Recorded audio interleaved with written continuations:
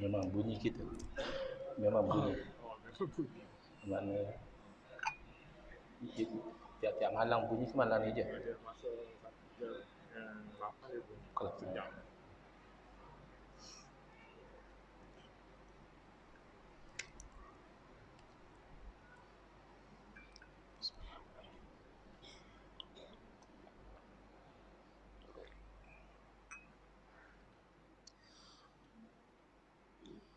Assalamualaikum warahmatullahi wabarakatuh. Bismillahirrahmanirrahim. Alhamdulillahi rabbil alamin.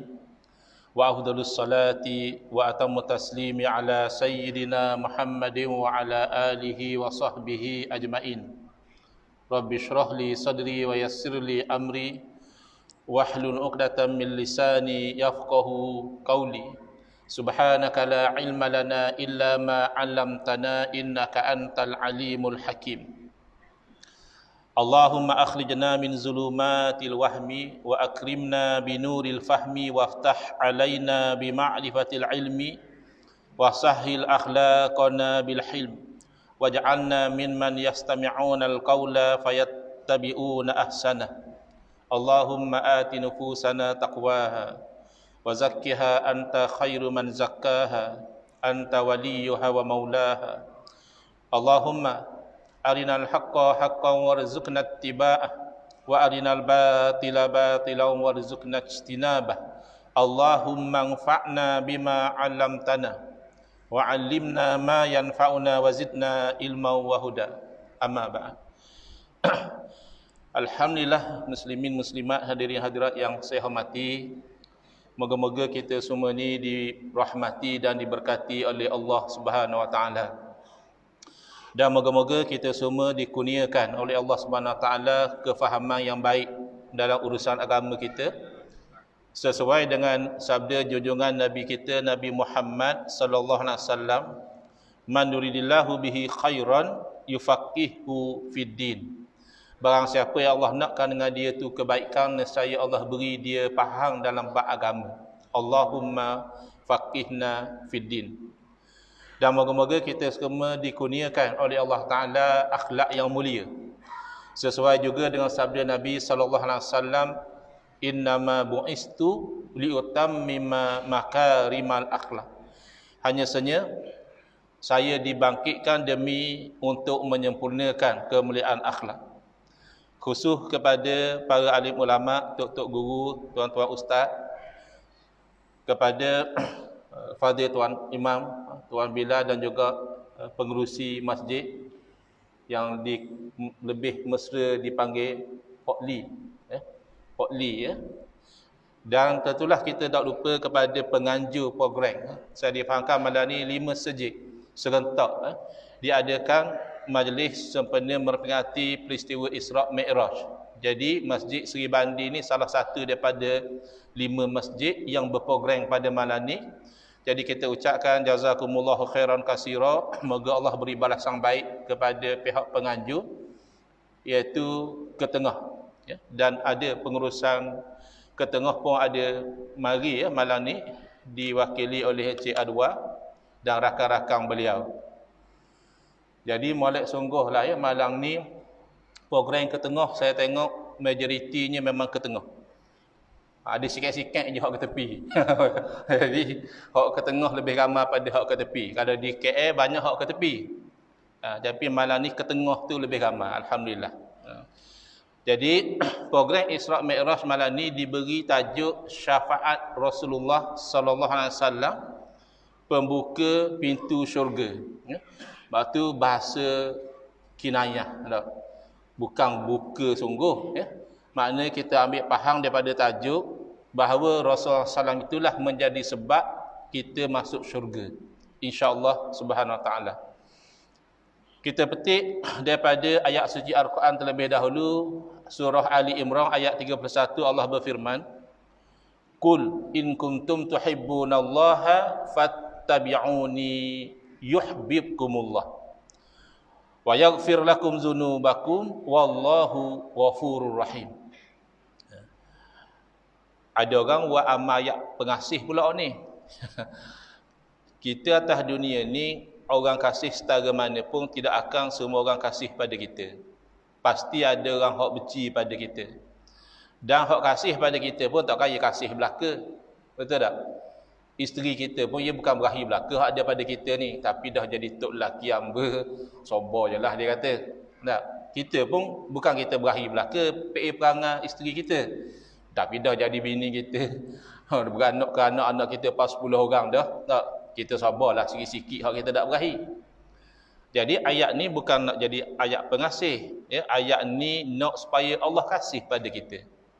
Jadi diberi panduan di sini, kul in kuntum tuhibbunallaha, katakanlah, Allah perintah pada Nabi SAW supaya beritahu, sekiranya kamu itu kasih kepada Allah. Orang boleh kata saya kasih pada Allah, cinta Allah, tak? Tapi mana bukti dia? Fattabi'uni, maka ikutlah akan daku. Itu bukti orang kasih pada Allah Ta'ala. Dia ikut kepada Nabi sallallahu alaihi wasallam. Dah ikut pada Nabi dapat apa? Yuhibbukumullah. Nescaya Allah kasih pada kamu. Sebab tu kita kata Nabi SAW ini baginda menjadi sebab kita masuk syurga. Dah tuang syurga suka ke kita, takkan tak boleh masuk syurga. Tak?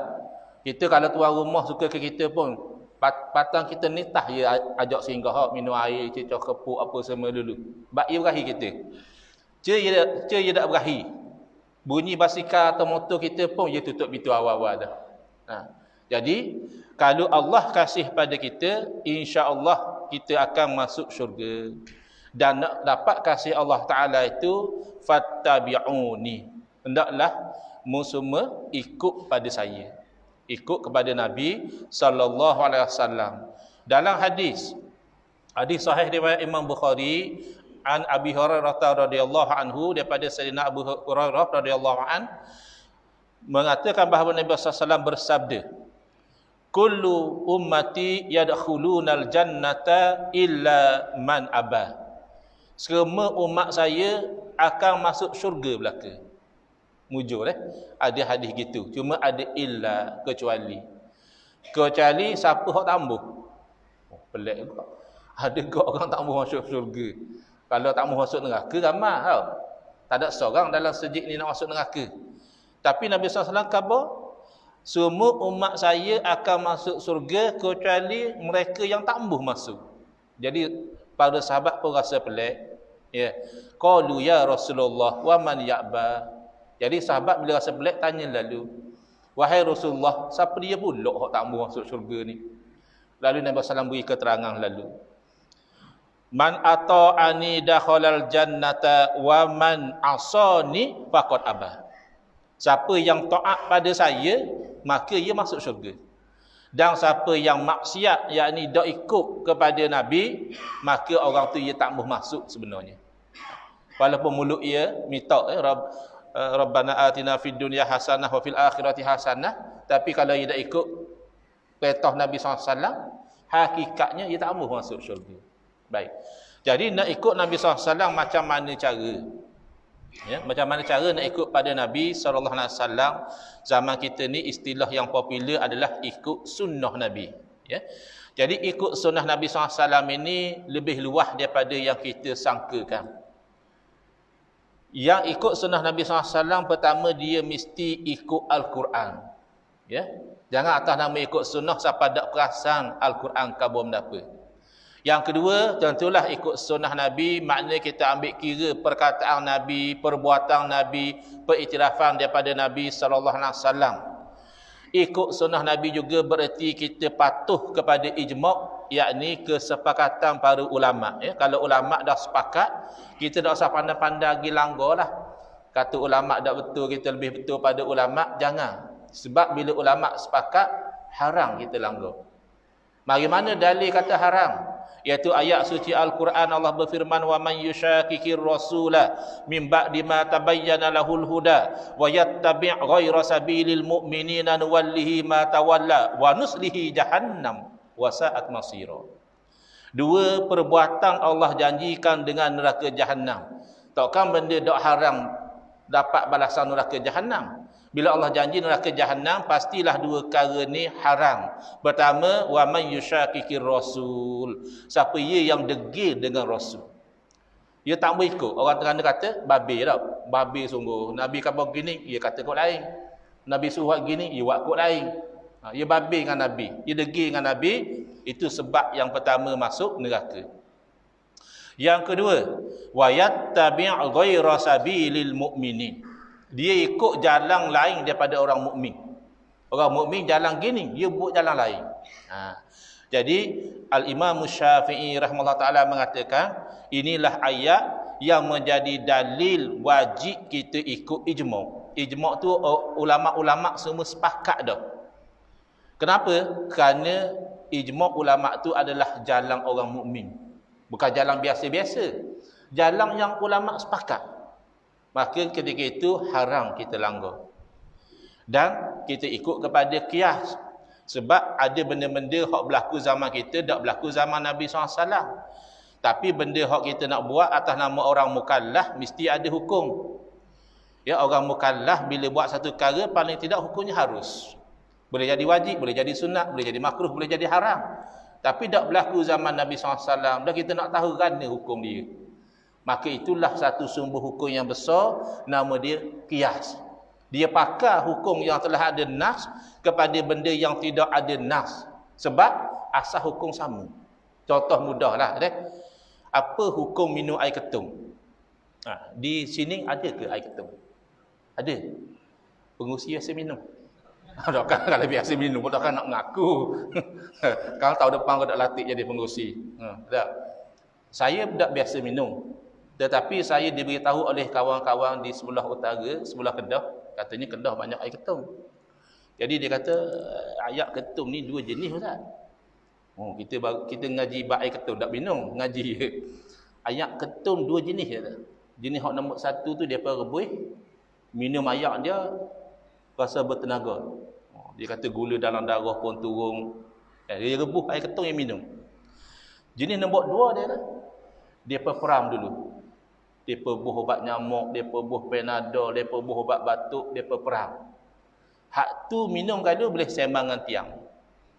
Jumpa tiang, apa-apa. Lama tak jumpa. Orang ni cakap dengan tiang, baru lepas kena air ketum. Ya. Hak nombor dua ni. Air ketum hak jenis perang ni, apa hukum minum? Tu imam kita katakan ni. Apa hukum minum air ketum hak minum-minum cakap dengan tiang? Boleh ke tak? Ya? Sunat. Minum air ketum yang telah diperang. Dia perang 5 nari, dia campur obat nyamuk sikit, buah Panadol sikit, buah obat batuk sikit. Jadi kalau kita minum kau, kita nampak tiang macam gorang gitu. Mabuk lah mana apa hukum dia? Ya? Haram. Baik. Dah mana dalil? Mana ayat Quran kata air ketum haram? Itu namanya qiyas. Kalau kita cari, dak usah buat pandai, ada orang buat pandai. Dia kata puasa cakap ada sebut air ketum. Mana ada? Ada wa in kuntum. Wa in kuntum tu bukan cerita pasal air ketum. Wa in kuntum junuban fatahharu cerita pasal kalau junub kena mandi. Ya. Hakikatnya tak ada sebut langsung air ketum dalam Quran dan hadis. Dah apa kata haram? Bukan Tok Imam pandai-pandai, Tok Imam pandai. Dia tahu bahawa bila memabukkan, maka asahnya sama seperti minum arak juga. Minum arak ada dalil. Ya? Innamal khamru wal maisiru wal ansab wal azlamu rijsum min amali syaitani fajtanibuh. Ada dalil kata haram. Minum air ketum haram, qiyas kepada haramnya minum arak.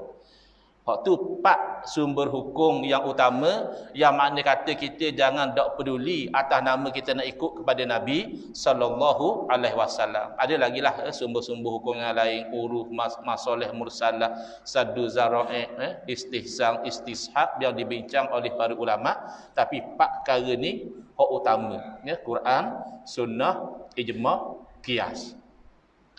Hati-hati di zaman kita ni dalam rangka kita nak mengamalkan fattabi'uni, ikutlah akan daku, yuhibbukumullah, nescaya Allah kasih kepada kamu. Ya. ada satu pemikiran yang sepik dalam ikut sunnah Nabi. Dia kata kita ikut sunnah Nabi ni mudah je. Macam mana pula? Apa saja yang Nabi dak buat, kita tak usah buat. Ikut sunnah Nabi, kata dia, apa yang Nabi dak buat, kita tak usah buat. Apa dia? Selawat selang tarawih Nabi dak buat, kata. Jadi buat mu usah buat. Dan benda apa lagi? Tahlil ni, majlis-majlis tahlil Nabi dak buat. Dah set awal dah usah buat. Bahkan sambutan Isra' Mi'raj Nabi dak buat ke ada Nabi buat? Nabi Isra' Mi'raj je. Pas tahun depan Nabi buat pula sambutan Isra' Mi'raj. Jemput sahabat ceramah ada? Tak ada. Maulid Nabi dak buat. Sambutan Maulid Rasul. Ya.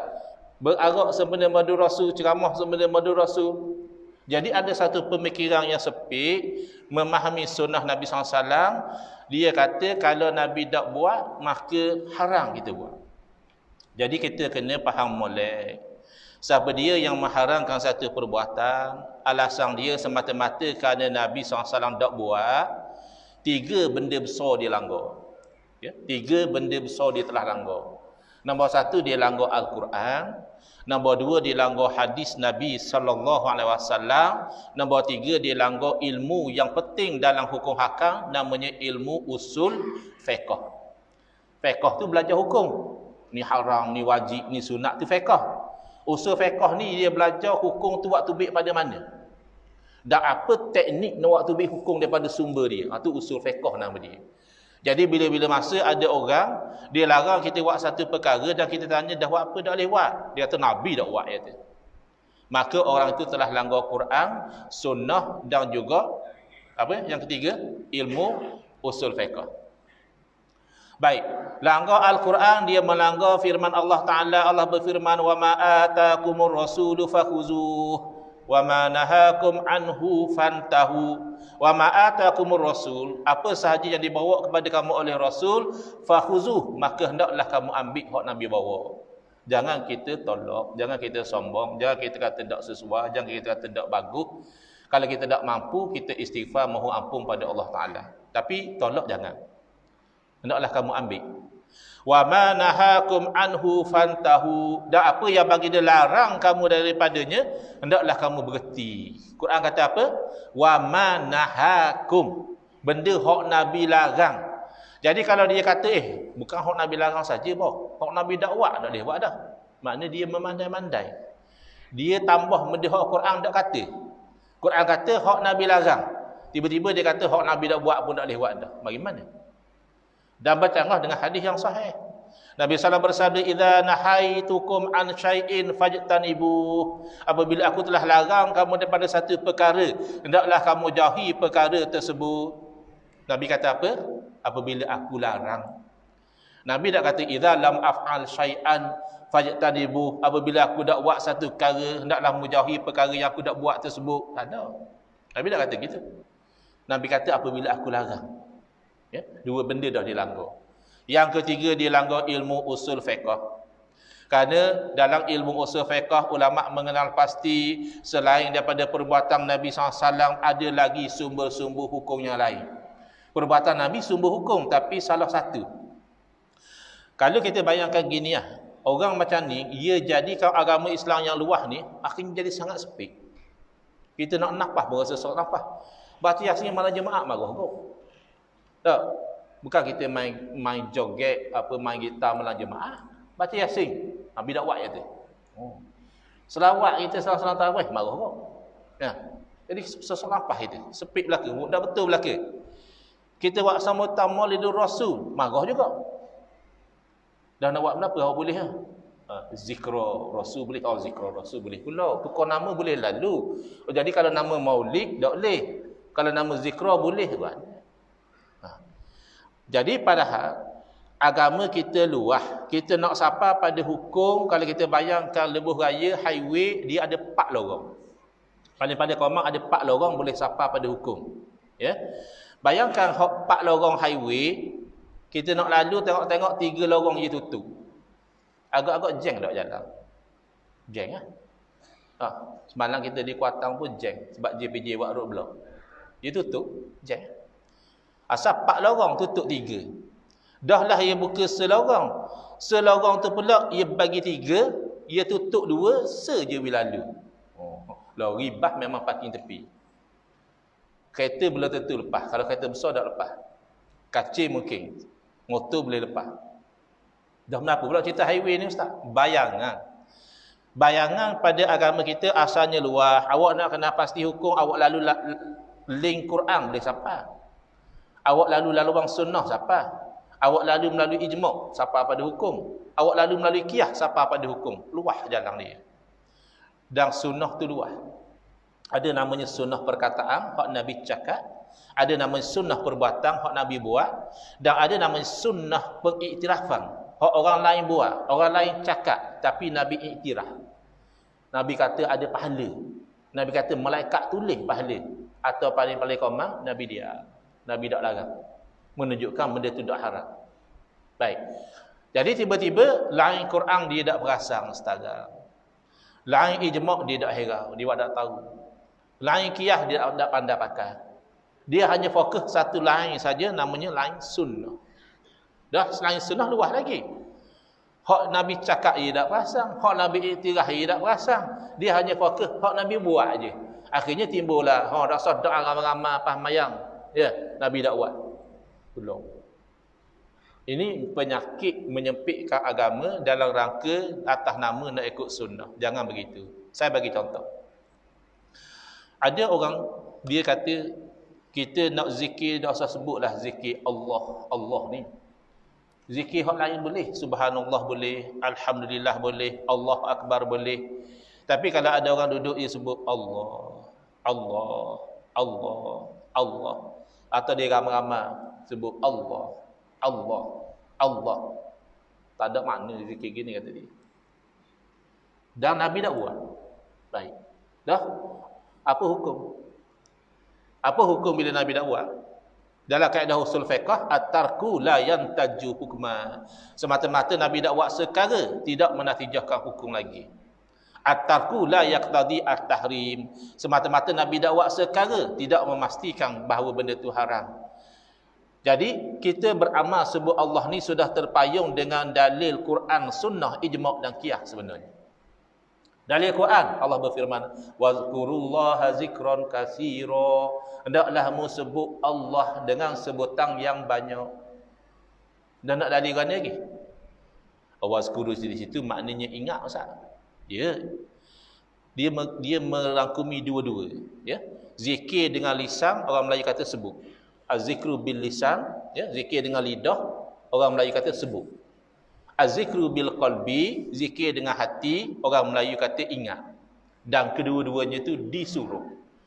Kita ni diperintah suruh sebut Allah banyak-banyak dan suruh ingat Allah banyak-banyak. Ya. Al-Imam Ibn Athaillah As-Sakandari rahimahullah taala mengatakan, kalau pun mu hanya sebut tapi tak ingat, mu jangan sampai tinggal. Sekurang-kurangnya lidahmu berzikir walaupun hatimu lalai. Nak tunggu hati pun berzikir, insya-Allah lah. Latihlah. Dah. Kurang-kurang lidahmu sebut Allah. Jadi ayat yang lain Allah berfirman, wadhkurisma rabbika bukratan wa asila. Sebutlah nama Tuhanmu pagi dan petang. Maknanya sebut samalah. Dan nama Tuhan kita benda. Tidak Allah. Jadi sebut Allah dah terpayung dengan dalil Quran. Dan macam mana awak kata tak ada dalil? Ya. Yang kedua, telah ijma' ulama'. Tidak ada satu orang ulama' pun yang komplain zikir Allah ni tak kurang daripada 700 tahun lebih. Mana lepas Nabi SAW wafat, berlalu tempoh 700 tahun lebih, tidak ada orang pernah petikai orang tak boleh sebut Allah, tak ada. Awal-awal tokoh yang dicatat mempertikaikan zikir Allah ni adalah Al-Imam Ibn Taymiyah rahimahullah, ulama' kurung ke-8. Memang beliau alim, memang tidak dinafikan keilmuan beliau, tapi beliau seorang tokoh yang ditolak oleh ulama-ulama sezaman dengan beliau apabila mana fatwa-fatwa beliau melanggar ijma'. Bahkan yang terakhir beliau dipenjarakan atas fatwa beliau mengharamkan musafir untuk ziarah ke makam Nabi SAW dan meninggal dalam penjara. Bukan salah belaka, ada fatwa dia hak ulama tak ada masalah.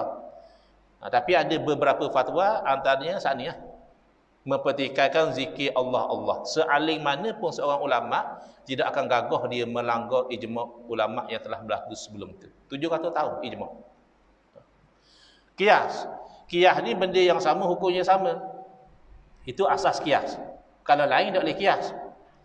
Tak, tadi kita qiyas air ketung kepada arak. Arak haram kerana memabukkan. Air ketung juga memabukkan.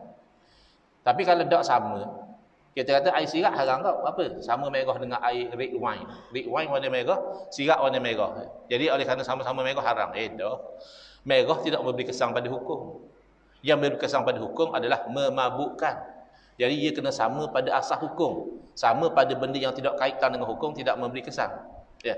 Jadi zikir ni ialah sama-sama ibadah yang tidak diikat. Yang inilah kalau orang tak faham dia buat nganjing. Padahal kaedah ni yang dipegang oleh salafus soleh. Iaitu benda asalkan baik boleh buat. Dia buat nganjing lalu, kata berat ustaz ni. Asal baik boleh buat. Dah kalau gitu kita main subuh 4 rakaat je kata. Saya dah reka ni. Saya pernah berkuliah di Kedah, tak ingatlah di Alustar ke di mana. Lepas tu ada orang buat live. Jadi masa saya soal jawab tu, orang buat live tu dia kata ni ada soalan dalam live, dia kata orang itu dia tanya kalau memang asal baik boleh buat, buat apa tak main subuh 4 rakaat?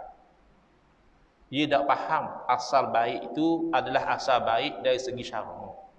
Dari segi syarak baik ke tak main subuh 4 rakaat ni? Kita tanya dulu. Bukan asal baik ikut pada otak kita. Kalau ikut pada otak kita, 2 rakaat bagus dah main subuh. 4 mesti bagus lagi. Dah. Kerana ibadah ni ia ada 2 jenis. Satu jenis yang diikat, satu jenis tidak diikat. Sama-sama ibadah. Ibadah jenis yang diikat tak boleh kita buat lain dari ikatan dia, boleh jadi haram, tidak sah dan bid'ah yang sayyi'ah dalalah. Contoh ibadah yang diikat dengan apa? Diikat dengan waktu. Umpama semayang. Semayang yang ada waktu dia. Inna salata kanat alal mu'minina kitaban mawquta. Sesungguhnya semayang adalah satu kewajipan atas orang mukmin yang berwaktu. Ada waktu dia. Tiba-tiba kita nak ubah. Teringat mana ni ada ceramah Isra' Mi'raj. Jadi kalau kita semayang garib masa tu rugi masa situ. Tak? Jadi apa jalan kita nak buat? Gini kita main garib pukul 6.30. Jadi garib itu kita ceramah lalu. Boleh tak? Tak boleh. Sebab ikatan dia adalah waktu. Tak boleh main luar waktu kecuali syarak sendiri bagi kelonggaran. Seperti orang musafir, boleh dia semayang awal, jamak takdim. Macam saya saat ni, tak masuk isyak lagi, main dah. Sebab saya dalam keadaan musafir. Ataupun dah habis waktu baru semayang atas nama jamak takhir. Lain daripada hak syarat bagi, kita kena ikut waktu dia. Tak. Okay, semayang masih okey lagi. Kita nak semayang mana? Nak semayang di Kemamang boleh, nak semayang di Johor Bahru boleh, nak semayang di Bangkok, di Manila, di New York, London boleh semayang. Asalkan pastikan masuk waktu dah. Tapi ada ibadah diikat dengan tempat. Bukan saja waktu. Tempat mesti situ. Contohnya, ibadah haji. Boleh tak? Oleh kerana susah nak dapat visa pula kita lenikang, subsidi pun tak apa nak subsidi dah. Jadi mahal kan nak pergi haji lenik dah. Apa kata ada orang buat idea, dia kata gini yang penting kita ni ikhlas kerana Allah Ta'ala. Kita buat haji di Putrajaya pun rasa-rasa boleh juga. Boleh tak? Tak boleh. Sebab haji mesti di Kaabah. Kan ada satu ajaran nama ajaran taslim di Pulau Pinang. Dia haji main di Pulau Pinang je. Ajaran taslim ni dia pakai niat. Ajaran dia kalau mayang tak payah, dia hanya rukun qalbi je. Rukun fi'li rokok sujud tak ada, rukun qauli baca Fatihah baca tasyahud tak ada, hanya kan niat aje. Kerana muka awak hang tak semayang. Orang Penang. Awak hang tak semayang. Aku semayang dah tak nampak pun hang semayang. Aku niat dah sat-sat. Dia niat dah kata. Tapi kurang ajar juga dia. Bila kita belanja dia makan sungguh. Kalau dia makan niat juga, dia mak pitih kita. Kita dia pinggan kosong. Cuma niat nak makan dia. Makan nasi dagang, nak makan nasi minyak, mu niat aku belanja hari ni. Dia makan sungguh-sungguh, kena bayar kat kita. Ni orang taslim. Haji dia di Pulau Pinang tu adalah bid'ah sayyi'ah dalalah, haram dan tidak sah kerana haji mesti di Kaabah. Jangan kata haji tu di Kaabah, orang tu pergi haji dah. Tahu macam mana hari Arafah tu nampak sesok sangat, bah apa semua nak masuk ke Arafah bukan main susah. Dia kata gini lah, kita berfikir di luar kotak, dia kata. Yang penting kita nak buat ibadah pada Allah Ta'ala. Kan siapa-siapa dah Arafah penuh. Kita wukuf di Mina tak apa ya tu. Pun wukuf di Mina tak ada orang mana tu. Dah jadi dah haji dia. Orang tak panggil berfikir di luar kotak. Tu dia berfikir di luar otak. Mu wukuf di Mina tak sah dah haji mu sajalah batal. Sebab haji ni diikat dengan tepat. Kalau wukuf mesti di Arafah. Mina tu namanya mabit. Ya. Dan ada ibadah diikat dengan bilangan. Tak boleh buat lain daripada bilangan, antaranya solat. Solat kalau subuh 2 rakaat, sengaja buat serakaat tak baik, tak sah, sengaja buat 3, 4, 5, 6 rakaat pun tak baik. Jadi asalkan baik boleh buat tu memang salafus soleh pegang kaedah tu. Bahkan ulama Arab Saudi pegang gitu juga. Ya, bila ditanya tentang doa khatam Quran dalam sembahyang, kan bila sembahyang tarawih, doa khatam Quran tu dibaca dalam solat. Ditanya pada Syekh Ibn Baz, tadi tak dalil sembahyang apa tu baca doa khatam Quran dalam kata dalil Quran hadis tak ada lah. Tapi benda baik apa salahnya? Doa kan baik, apa salahnya? Jadi bakal apa salahnya juga. Tapi baik itu kena pastikan baik dari segi syarak. Sembahyang subuh 4 rakaat tidak baik. Kadang sudah diikat dengan bilangan. Ada yang diikat dengan cara. Ya, cara kita sembahyang kena diri dulu, rokok, bangun daripada rokok, sujud. Wah, dah sembahyang gitu. Apa kata lepas diri kita sujud dulu. Bangun kat lagi baru kita rokok. Tak boleh. Sebab ada cara dia. Tak? Dan rokok pun ada cara dia. Sujud ada cara dia. Ada 7 anggota sujud. Kita tambah sujud 7, kita nak sujud 5. Tak jadi. Sujud akak kaki. Tak jadi. Tak sah lah. Ya. Dan ada keadaan, contohnya keadaannya suci daripada hadas. Malah saya nak ambil sembahyang, jadi kita sembahyang dah. Tak sah. Sebab dia keadaan sembahyang mesti suci pada hadas. Mesti menutup aurat, mesti menghadap kiblat. Itu namanya ibadah yang diikat. Jangan kita buat semabuk, jangan buat confuse dengan ibadah yang tak diikat. Zikir ibadah dah. Ibadah. Nak zikir bila? Bila-bila boleh. Bahkan kalau ikut dalam ayat Quran, seolah-olahnya zikir itu semua. Alladzina yadhkurunallaha qiyaman wa qu'udan wa 'ala junubihim. Orang yang zikir akan Allah Taala hal keadaan duduk Allah puji. Hal keadaan berdiri Allah puji. Hal keadaan atas lambung mereka iaitu berbaring pun Allah puji juga. Kata setengah ahli tafsir ai fi kulli halin. Zikir itu dipuji pada setiap keadaan. Tapi sebut 3 apa? Sebab kebiasaan manusia ni 3 lah keadaan dia. Tak diri kau duduk, tak duduk kau baring. Kan ada lagi keadaan lain. Ceteka. Lain pada diri, duduk dengan berbaring. Apa hal keadaan manusia? Duk biasa main payung terjun. Free fall tu kan? Dia lompat tubik pada kapal terbang, ia sedang berdiri ke sedang duduk ke sedang baring? Tak ada, sedang jatuh. Molek ya zikir tang itu lah. Mana tahu salah payung terjun tak kembang kan? Mati dalam iman dan zikir kau. Ya. Jadi maksud apa? Zikir ni pada setiap keadaan, tak mesti waktu. Tapi zikir yang Nabi SAW sebut waktu, kita raih ya. Macam lepas sembahyang istighfar 3 kali. Dah. Kemudian kalau sembahyang maghrib, la ilaha 2 waktu ya. Kalau kita nak raih sangatnya 2 waktu, maghrib dengan subuh. La ilaha illallah wahdahu la syarikalah, lahul mulku wa lahul hamdu, yuhyi wa yumitu wa huwa ala kulli syai'in qadir 10 kali. Fadilatnya adalah dinaikkan 10 darajah, diberikan 10 kebaikan, dihapuskan 10 kejahatan dan dijadikan perisai daripada syaitan dan perkara-perkara yang dibenci. Inilah ilmu pendinding yang Nabi SAW ajar. Perisai daripada syaitan. Kadang-kadang bila tak ada perisai, masuk macam-macam. Histeria lah, ya, kerasukan dan sebagainya. Ini Nabi ajar dah. 2 waktu ni jangan tinggal 10 kali. Lepas 10 ni lah baru kita nak beralih tempat pun. Nak ubah kedudukan kaki kita. Kalau tu imam pun masa itulah nak musing hadap ke makmum ya. Sebab sunat imam lepas pada 10 kali sani ataupun sembahyang lain lepas pada Allahumma antas salam tu imam menghadap 90 darjah ke makmum. 90 darjah benda. 180 darjah menghadap ke makmum atau dalam kitab-kitab fiqh disebut 90 darjah lambung pi ke makmum. Itu yang sunat imam buat. Dua waktu juga. Allahumma ajirni minan nar 7 kali. Ya. Makna dalam hadis sebut siapa yang sebut Allahumma ajirni minan nar 7 kali lepas mayam maghrib, takdir-takdir dia meninggal malam tu tak masuk neraka.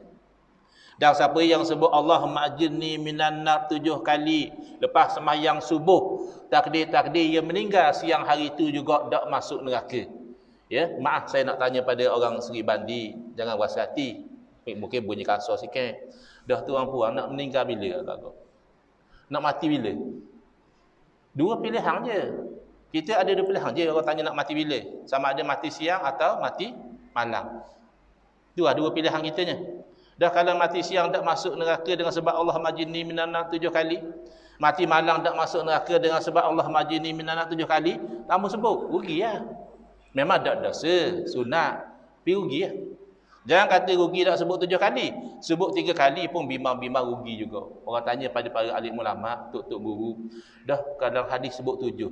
Dah kalau kita sebut 3, tak apa tak? Memanglah tak apa. Tapi bayangkan, pintu neraka ada 7. Kita sebut 3, kalau Allah tutup 3, 4 lagi tunggu, selesa tak? Oh, tak selesa lah. Moleknya sebutlah macam Nabi ajar. Ya. Yeah. Kemudian dalil umum, baca Fatihah. Dalil khusus tak ada. Jangan marah pula orang baca Fatihah. Sebab kelebihan Fatihah ni umum. Ya. Dalil khususnya adalah baca ayat kursi. Sebab siapa yang baca ayat kursi lepas mayang, dalam hadis khabar, tidaklah menghalang dia daripada syurga kecuali mati. Ya. Tunggu mati masuk syurga lah. Kemudian yang mungkin kita tadi tak buat. Ya. Seelok-eloknya jangan tinggal lah. Ya. Iaitu tasbih 33, tahmid 33, takbir 33. Ya, apa fadilatnya? Antaranya adalah walaupun dosa ia sebanyak buih di lautan, Allah ampun. Apa tinggal? Sebab mana kita ada ceramah nak bagi masa sikit. Kalau ada ceramah, kita pendekkan doa. Jangan tinggal yang 33, 33, jangan tinggal. Sebab tu warid daripada Nabi SAW, fadilatnya dibaca lepas semayang. Ada lagi, belum tidur. Tapi hak sebelum tidur ni, tak tahu lah. Walaupun hanya 33, bukan 313, bukan 3000. Tapi bisa setan. Kalau hak belum tidur, biasanya tak nak habis je negara dulu. Jadi peluang kita, hak lepas mayang lah. Jadi tiba-tiba kalau kita nak cepat, kita pendekkan doa. Sebab dalam hadis juga Nabi khabar, siapa yang disibukkan oleh wirid, siapa dan doa. Bukan disibukkan oleh Facebook, bukan disibukkan oleh WhatsApp. Disibukkan oleh wirid. Dia sibuk-sibuk wirid, dok-dang doa. Allah akan beri pada dia lebih baik pada orang yang berdoa. Baik, hak ni kalau wirid zikir yang ada waktu, yang ada bilangan, maka kita raih waktu dan bilangan. Lain pada tu, bila-bila masa boleh zikir, bila-bila masa boleh wirid. Ya, dan banyak mana terpulang kepada kemampuan. Jangan sampai orang kata gila ising. Ya, gila ising tu asalnya pada bahasa Arab. Ising tu nama. Jadi dia nak waktu kira pecuk lalu. Baru minggu lepas dak semayang. Berubah dia. Baguslah, berubah tu baguslah. Jadi startlah semayang. Jangan nyetang zikir 5,000 terus. Terbakarlah view. Bukan salah zikir. Salah tak sesuai dengan power dia. Sebab tu orang dulu-dulu nak zikir cari syekh tarikat. Syekh ni dia tahu. Oh, awak baru berubah. Ya, gini lah. Awak banyak istighfar. Awak duduk saja, awak istighfar. Lama lepas sebulan mari pula. Oh, nampak gagah dah sikit. Awak tu tahlil 300 sehari. Sebab dia tahu. Macam ke doktor kan. Dia tahu sukatan ubat dia. Ubat tu bagus. Tapi makan lebih sukatan, dia jadi mudarat. Jadi, tapi secara umumnya, zikir ni boleh sebanyak mana yang kita mampu. Dan sama macam ke selawat. Oh, itu kita tak faham sekali. Sebab apa orang bising juga isu selawat selang tarawih. Sebab selawat ni ibadah yang tidak diikat. Berartinya nak selawat bila boleh, nak selawat di mana boleh, nak selawat banyak mana boleh, nak selawat dengan lafaz bagaimana boleh. Yang penting selawat. Mana dalil selawat? Kalau kita orang lelaki, insya-Allah kita dengar sama setiap Jumaat. Tok Khatib khutbah kedua biasa akan sebut innallaha wa malaikatahu yusalluna 'alan nabi ya ayyuhallazina amanu sallu 'alaihi wa sallimu taslima. Oh, padam tak dengar dalil selawat mu tidur. Mu bahan tidur masuk khutbah. Tak perasan orang baca dalil selawat. Allah berfirman, wahai orang-orang beriman, hendaklah selawat dan salam ke atas Nabi. Dan Allah tetap tak bila? Tak sama. Macam semayang Allah tetap. Allah kata aqimus salah, Nabi terang ni waktu semayang. Tapi bila Allah kata sallu alaihi wasallimu taslima, Allah dak tetap masa. Jadi nak selawat sebelum tarawih boleh, nak selawat selang-selang tarawih boleh, nak selawat lepas tarawih boleh, nak selawat sambil tunggu makanan sapa boleh, nak selawat sambil memandu boleh. Nak selawat sambil jogging boleh. Daripada kita hanya jogging kosong, kita sambil jogging sallallahu alaihi Muhammad sallallahu alaihi Muhammad sallallahu alaihi Muhammad boleh. Ya, sebab ia ibadah yang tak terikat. Jangan semayang sambil jogging. Tu jadi bid'ah. Buat benda semayang sambil jogging, jimat masa kata. Tak ni. Tapi kalau selawat boleh. Jadi kita kena faham dalam rangka nak ikut sunnah Nabi, jangan sampai kita menyempitkan agama yang luas sebab kita gagal beza antara dalil umum dengan dalil khusus, ibadah yang diikat dengan ibadah yang tidak diikat. Baik. Dah bukan ke Nabi SAW bersabda kullu bid'atin dalalah ustaz. Setiap benda bid'ah sesat. Baik. Dan macam mana pula ada benda baik, benda bid'ah tapi baik? Bid'ah hasanah mana ada? Ya. Yang kata ada bid'ah hasanah ni awal-awalnya adalah Nabi SAW sendiri. Cuma Nabi tak sebut dengan istilah bid'ah, Nabi sebut dengan istilah sunnah. Man sanna fil islami sunnatan hasanatan. Barang siapa yang buat dalam Islam satu jalan yang baik. Apa natijah dia? Dapat pahala dan pahala orang yang tiru. Dah tu Nabi sebut sunnah. Sunnah memang boleh pahala. Dah bukan sunnah dengan makna sunnah Nabi. Sunnah dengan makna jalan. Dalilnya dalam hadis yang sama Nabi SAW bersabda, "Wa man sanna fil islami sunnatan sayyi'atan." Barang siapa yang buat dalam Islam ni satu jalan yang buruk. Kalau sunnah Nabi mana ada sunnah yang buruk? Kalau sunnah Nabi baik belaka. Maksudnya sunnah dalam hadis itu sunnah dari segi bahasa, iaitu at-tariqah. Dari situlah Imam Nawawi rahimahullah taala mengatakan itulah hadis yang mentakhsiskan, yang menyempitkan hadis yang asalnya luas. Kullu bid'atin itu makna setiap bid'ah. Kenapa ulama kata bukan setiap? Sebab ada dalil lain yang menunjukkan ada juga bid'ah yang baik. Yang ni yang kadang-kadang kawan-kawan kita tak faham. Ada kan Ustaz Muhid di Besuk, Ustaz Muhid Khawli dah difatwakan ajaran dia sesat lagi menyesatkan. Pada 16 November 2023, Jabatan Mufti Negeri Terengganu telah mengeluarkan fatwa dan diwartakan bahawa ajaran yang dibawa oleh Muhid Khawli bin Nazim adalah sesat lagi menyesatkan. Kita pun heran juga. Dulu dia pernah mari kuliah di surau sebelah rumah saya. Saya duduk di Wasa Maju. Walaupun asal Terengganu tapi kira-kira jadi orang KL dah. Cuma balik Terengganu lawa boleh cakap Terengganu. Cakap KL tu mudah tekak sikit. Jadi saya dengar dia mengajar oleh ada mana. Bagus je dia mengajar. Saya perasan pelik sikit tahun 2020. Masa PKP kan banyak ustaz-ustaz buat kuliah secara online. Jadi ada orang PM dia kata, "Cu ustaz dengar Ustaz Muhid ceramah pasal bid'ah." Dia pun willing. Saya pun tekan link tu. Kata gana pelik cara dia ceramah ni. Dia kata siapa ia yang kata ada bid'ah hasanah tu seolah-olah dia kata ke Nabi, "Nabi awak dah betul, saya lebih pandai pada awak lagi." Oh. Berat sangat dia tu. Antara yang sebut bid'ah hasanah Sayyidina Umar. Antara yang sebut bid'ah yang terpuji Imam Syafi'i. Dah takkan Sayyidina Umar nak kata ke Nabi aku lebih pandai padamu? Takkan Imam Syafi'i bersikap nak kata aku lebih pandai pada Nabi? Bukan, salah cara fikir macam tu. Banyak orang ni dia kata dah Imam Syafi'i dah maksum je ada. Mu nak ikut Nabi kan nak ikut Imam Syafi'i? Oh, bisa soalan ni. Kita nak jawab mana kalau orang tanya kita? Nak ikut Nabi kan ikut Imam Syafi'i dia tanya. Kita nak jawab kan? Kita jawab, aku ikut Nabi mengikut kefahaman Imam Syafi'i. Aku tak boleh ikut Nabi ikut kefahaman mung. Mung setara mana banding dengan Imam Syafi'i. Jadi yang berlaku perbezaan bukan Nabi beza dengan Imam Syafi'i, bukan. Imam Syafi'i berbeza dalam memahami hadis berbanding dengan mung faham hadis. Maka lebih bisa Imam Syafi'i lagi lah. Lebih selamat Imam Syafi'i lagi lah. Kerana ijma' umat Islam, Imam Syafi'i itu adalah mujtahid mutlak mustaqil. Mung kawan sekelas budak aku lagi. Dia dulu poti kelas banyak kawan dah sangat. Kawan sekelas mu dak iktiraf. Ya.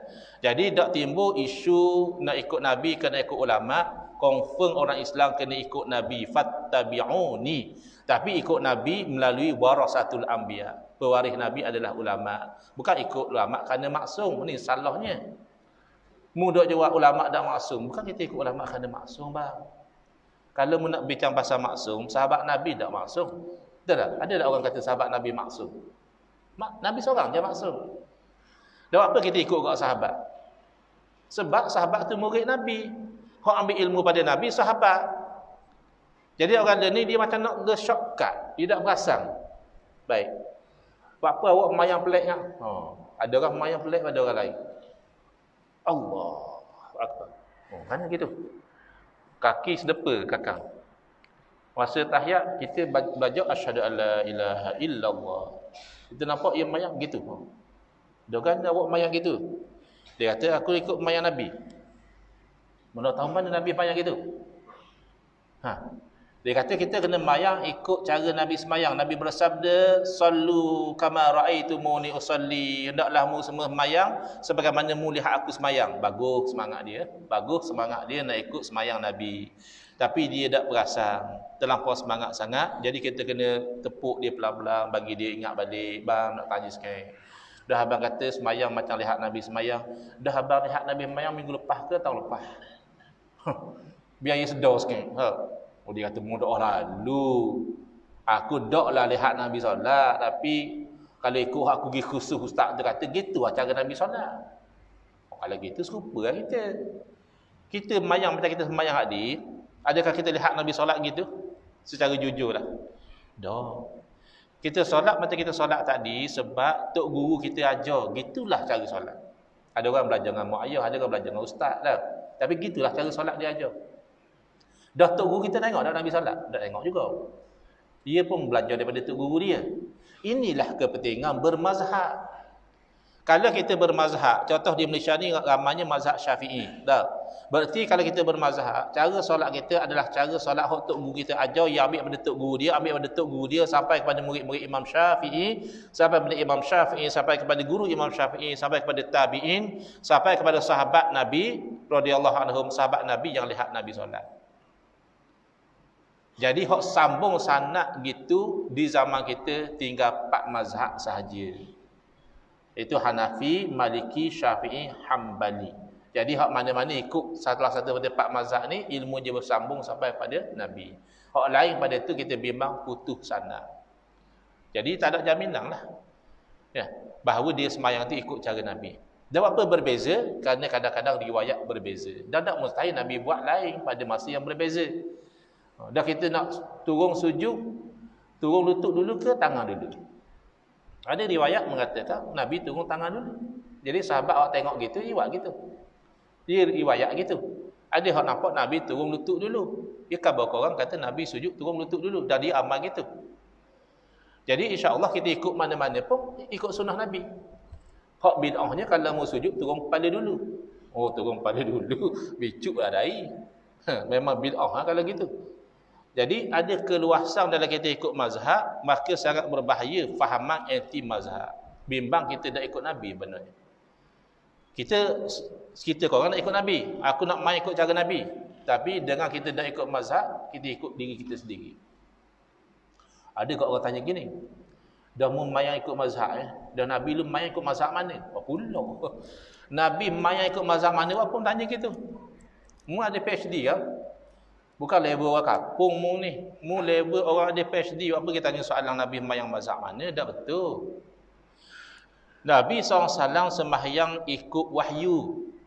Takkan Nabi mayang ikut suka hati. Cakap ikut wahyu. Wa ma yantiqu anil hawa in huwa illa wahyun yuha. Tidaklah bagi dia bercakap ikut hawa nafsu, melainkan apa yang bagi dia bercakap wahyu yang diwahyukan. Kalau cakap ikut wahyu, pasti sembahyang ikut wahyu. Dah apa awak main ikut mazhab? Dah. Awak faham dah ikut wahyu. Pergi dapat wahyu, awak ke Nabi? Nabi kan yang boleh wahyu. Jadi kita semayang ikut Nabi. Bila kita semayang ikut Nabi, kita tak jumpa Nabi. Kalau kita sahabat senang. Kita sahabat kita nampak, oh gitu Nabi sembahyang, oh itu cara Nabi rokok, oh gitu cara Nabi angkat tangan, oh gini cara Nabi baca. Dah kita bukan sahabat, bukan tabi'in, bukan tabi'in. Maka nak tak nak kita kena ambil daripada orang, yang ambil pada orang, yang ambil pada orang, yang sampai pada sahabat, yang sampai pada Nabi. Itulah namanya ikut mazhab. Hati-hati ya, dalam nak ikut Nabi SAW, hati-hati. Menghampiri waktu dah ni, tinggal lebih kurang 11 minit lagi ya. Sebab sejam saya diberitahu ceramah adalah sejam. Tapi dia kata boleh lajak ya tu. Asal jangan lebih pada 2 jam. Saya nanya ke orang 2 jam. No, sejam pun ada hak bangun dah. Kalau 2 jam tinggal saya seorang cakap. Saya target sejam lah. Baik. Jadi kita ini Nabi SAW adalah wasilah dan syafaat kepada kita. Jadi hati-hati zaman kita ni ada orang dia tak boleh terima konsep syafaat Nabi SAW ini, padahal sabitnya syafaat Nabi SAW ini adalah dengan ijma'. Kerana hadis-hadisnya mutawatir. Ramai perawi yang meriwayatkan bahawa ada yang namanya syafaat Nabi SAW. Dah memang ada, tapi kita tak boleh minta. Berapa pula? Barang ada, kenapa tak boleh minta? Ya, hati-hati ya, zaman sekarang ni ada orang yang anti. Tak boleh selawat dia jadi panah. Dah kalau kita tawassul dengan Nabi, dia tak boleh. Dia kata tak boleh tawassul dengan Nabi SAW sebab Nabi dah wafat dah. Apa makna tawassul sini? Iaitu kita menjadikan Nabi SAW itu sebagai wasilah dalam kita berdoa. Doa biasa pun boleh ya. Ya Allah ya Tuhanku, sembuhkanlah penyakit aku ini. Boleh? Doa ni astajib laku, minta pada aku perkenankan. Dan boleh juga kita berdoa, ya Allah ya Tuhanku, dengan kemuliaan Nabi-Mu, sembuhkanlah penyakitku ini. Itu namanya tawassul. Jadi ada orang kata tak boleh sebab Nabi dah wafat. Ya, jawapannya ini fatwa yang tidak ada dalil. Siapa yang mengharamkan tawassul dengan Nabi SAW, dia berfatwa tanpa ada dalil. Yang mengajarkan tawassul adalah Nabi SAW. Mari satu orang buta minta pada Nabi, ya Rasulullah, tolonglah berdoa untuk hamba biar sembuh mata hamba ni. Buta payah. Jadi kata Nabi SAW, kalau mu nak tangguh tak apa, sabar dulu. Kan Allah yang uji. Ya redha lah. Tapi kalau mu nak boleh juga nak berdoa pun. Dia kata saya nak lah. Susah, buta ni susah. Jadi Nabi SAW tak berdoa. Nabi kata awak pergi berwudu, molek, lepas tu semayang 2 rakaat. Ini salah satu dalil semayang hajat. Maknanya bila ada hajat, semayang 2 rakaat. Lepas tu awak doa dengan doa ini. Allahumma inni as'aluka. Ya Allah, aku memohon kepadamu. Ini doa biasa. Mana kata doa biasa pun boleh.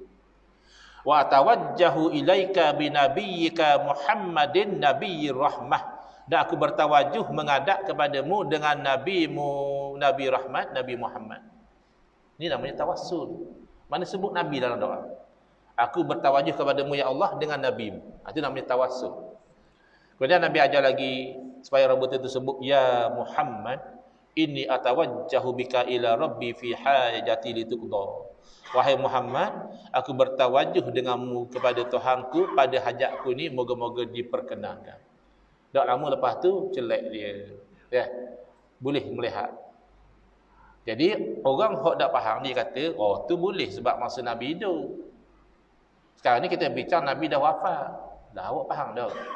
Bila Nabi SAW ajar doa tawassul, tidak ada pun Nabi khabar bahawa ini doa boleh baca masa saya masih hidup, nanti-nanti kalau saya sudah wafat tak boleh baca dah. Kan Nabi bersifat tabligh. Kita belajar kan sifat wajib bagi seorang rasul tabligh, menyampaikan. Takkah mendeharang Nabi diam? Itu namanya as-sukutu fi mahallil bayan. Diam pada tempat patut kena terang. Makna tak ada hukum macam tu. Siapa lebih faham hadis Nabi? Awak ke sahabat Nabi? Itulah sahabat Nabi, ya murid.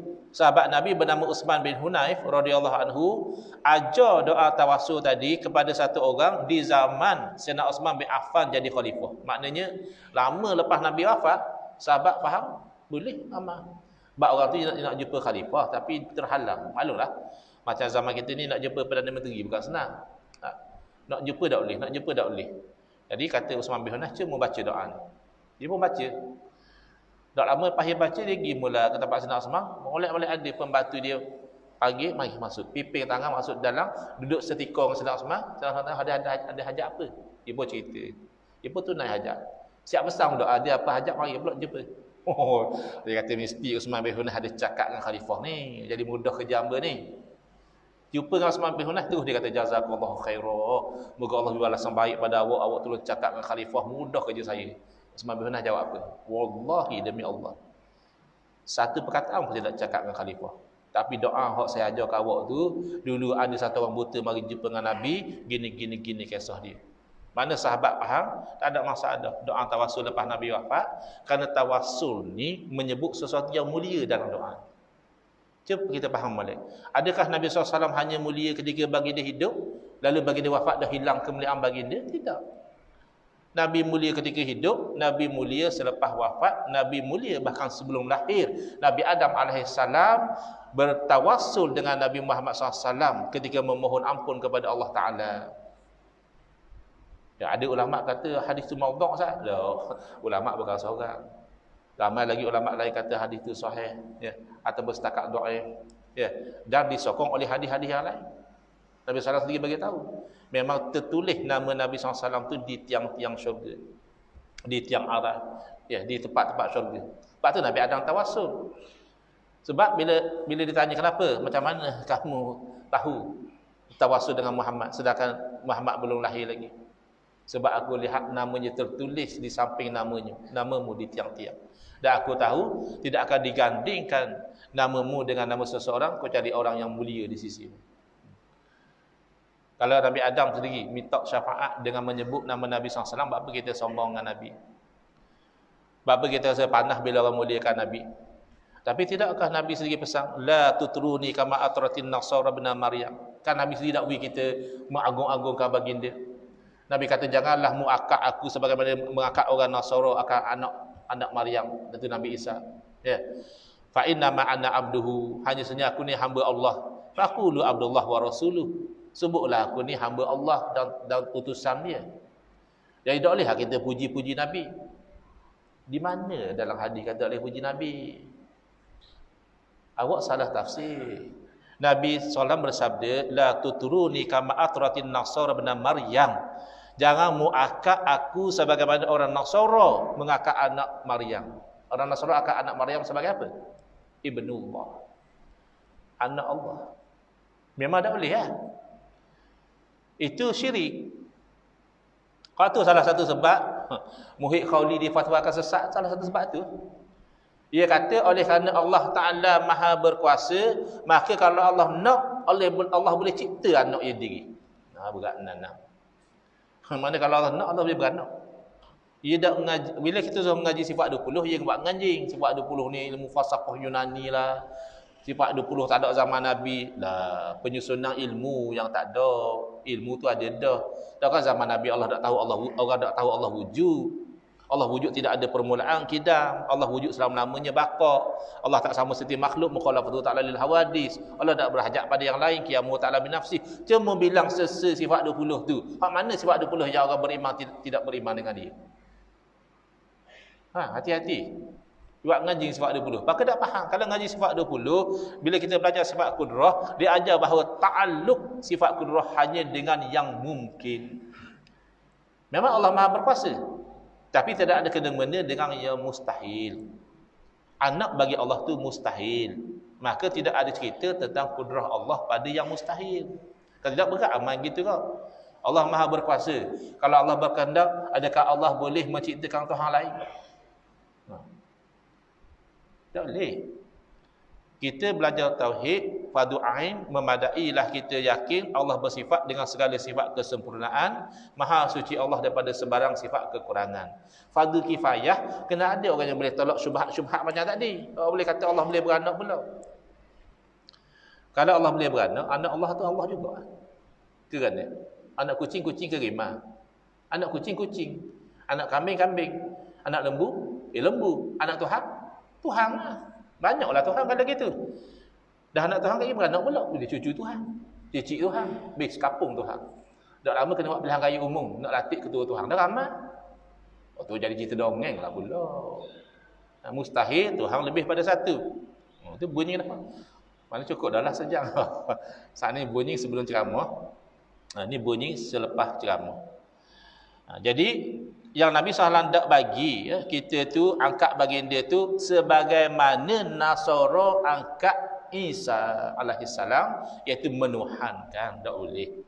Adapun memuji sebagaimana yang disebut oleh Imam Al-Busairi dalam syair dia, tapi saya tak pandailah nak melagukan. Ada orang dia pandai melagukan. Nak ambil pengajaran saja, batu kita tutup ceramah kita pada malam ini.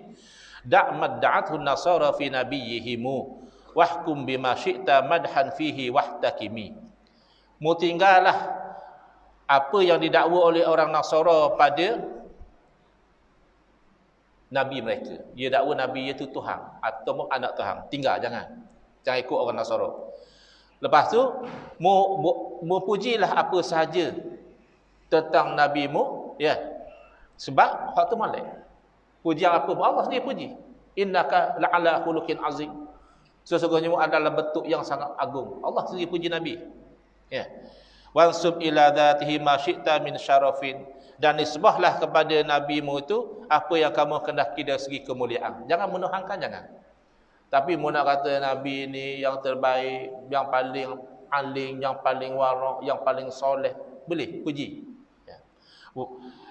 Wansub ila qadrihi ma syi'ta min izami. Dan nisbahlah kepada kedudukan baginda apa yang kamu kehendaki daripada keagungan. Fa inna fadla Rasulillah laisa lahu haddun fayuriba anhu natikun bifami. Kelebihan Nabi SAW ni, bagi orang yang nak bercakap, tidak mampu mulut dia itu nak mengungkapkan kelebihan Nabi. Tapi tetap Nabi adalah Rasulullah wa abdu. Kita faham? Sebagai penutup, saya tutup dengan ayat dalam suratul Kahfi. Qul innama ana basyarun mislukum yuha ilayya annama ilahukum ilahu wahid. Jadi ada orang salah faham, dia kata Nabi manusia macam kita ke, manusia biasa macam kita. Dalil tu, qul innama ana basyarun mislukum. Katakanlah aku adalah manusia seperti kamu. Nabi manusia biasa macam kita. Nabi manusia macam kita, bukan biasa. Cuba sambung ayat tu. Qul innama ana basyarun mislukum yuha ilayya. Diberi wahyu kepada aku. Cakap tangan, apa dia dapat wahyu sini? Kan luar biasa. Bukan semua manusia dapat wahyu. Sebab itu disebut dalam syair, Muhammadun basyarun la kal basyari bal huwa kal yaquti bainal hajari. Muhammad itu manusia tapi bukan macam manusia lain. Bagi dia umpama batu yakut dia kalangan batu-batu. Memang sama-sama batu. Dah takkan batu kekil sama dengan batu yakut. Batu kekil ada atas meja kau tahu buang. Batu yakut ada tanah orang kutip lagi. Kerana maka itulah Nabi SAW adalah syafaat bagi dia, adalah pembuka pintu syurga buat kita. Maka kita jaga hubungan kita dengan Nabi SAW, perbanyakkan selawat kepada baginda SAW, dan jangan sampai membenci kepada zuriat keturunan Nabi SAW. Ada orang benci pada habaib, dia kata macam-macam ke habaib Syiah lah, habaib lah, penyembah kubur dan sebagainya. Hamba pergi ke Yaman baru ni, tahun lepas lah, siapa masuk tahun ni, pergi lah, bertelang hari Jumaat tu dia orang ziarah kubur, saya ikut sekali. Tak ada nampak pun orang sembah kubur. Pergi ziarah kubur, pergi kubur ni baca Yasin, baca doa. Pergi kubur tu baca Yasin, baca doa, baca Yasin, baca doa. Tu hari Jumaat, ramai orang pergi. Lepas tu saya pergi pula hari lain, hari Sabtu dah silap, ataupun hari selepas tu tak ada orang pun. Dah kalau sembah kubur mesti ramai hari-hari pergi sembah. Hati-hati. Dah keturunan Nabi pun ada buat salah betul. Yang maksum hanya Nabi SAW, habaib tak maksum. Habaib boleh salah. Habaib mungkin ada seorang dua jadi Syiah. Habaib mungkin seorang dua jadi Wahabi. Habaib mungkin seorang dua jadi liberal. Tapi benci pada kesalahan dia. Jangan benci pada batang tubuh dia. Mudah je logik dia. Kalau ditakdirkan, na'udzubillah, kita ada anak kita sayang, tiba-tiba ia besar jadi ngaru. Hak lelaki nak potong jadi puang. Jadi pondang. Ataupun ia cakap umpama macam orang tak beriman tu. Ia petikan ayat Quran, ia petikan hadis Nabi. Kita benci anak kita kan benci pada perbuatan dia. Mesti dalam hati kita, ya Allah, mu tunjuklah hidayah pada anak aku ya Allah, janganlah sampai ia jadi pondang gini ya Allah, janganlah sampai jadi murtad ya Allah. Kan gitu. Dah kalau kita dengan anak kita pun kita tak benci batang tubuh, hanya benci perbuatan dia, tiapkanlah kita dengan zuriat Nabi SAW yang Nabi bersabda, la yu'minu ahadukum hatta yuhibba hatta akuna ahabba ilahi min waladihi wan nasi ajma'in. Tak sempurna iman seorang pada kamu sehinggalah aku, yakni Nabi SAW, lebih ia kasih pada pok dia, lebih ia kasih pada anak dia, bahkan lebih ia kasih pada manusia semua sekali. Jadi setakat itu yang saya sampaikan. Terlajak 2-3 minit, minta maaf. Lebih baik daripada yang disebut oleh pengajar. Dia kata boleh lajak sampai 2 jam, saya tak sanggup. Jadi salah silap, salah tertutur kasar bahasa, saya mohon maaf sekali lagi. Mohon doa kepada tuan-tuan, moga semua kita ini mendapat syafaat daripada Nabi sallallahu alaihi wasallam. Bismillahirrahmanirrahim. Alhamdulillahirabbil alamin. Wassalatu wassalamu ala asyrafil anbiya'i wal mursalin wa ala alihi washabbihi ajmain. Allahumma shrah sudurana wa ahsin akhlaqana wa azim ujurana wa nawwir qulubana bi nuri hidayatika kama nata'adha min nuri syamsika abadan abada. Allahumma anqulna min dhulil ma'siyati ila izzi ta'ati ya arhamar rahimin. Wa sallallahu ala sayidina Muhammadin wa ala alihi washabbihi wasallam. Walhamdulillahirabbil alamin. Amin ya rabbal alamin wal afu minkum.